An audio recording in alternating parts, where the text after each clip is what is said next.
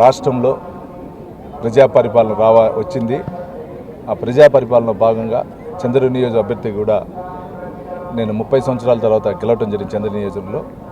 చంద్ర నియోజకవర్గాన్ని జిల్లాలో రాష్ట్రంలో ఆదర్శంగా తీసుకుపోయి అందరికీ బాగుండాలని ఆ కలియుగ వెంకటేశ్వర స్వామి కోరుకోవడం జరిగింది.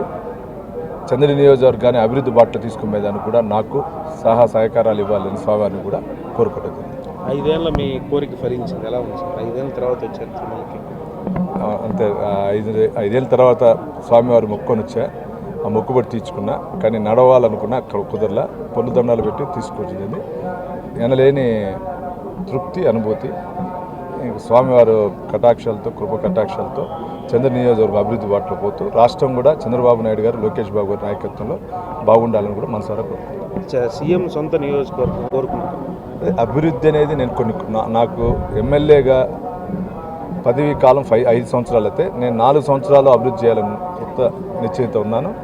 దానికి స్వామివారి కృప ఉంటేనే జరుగుతుంది. కాబట్టి ఆ కృప కావాలని కూడా కోరుకుంటున్నాను.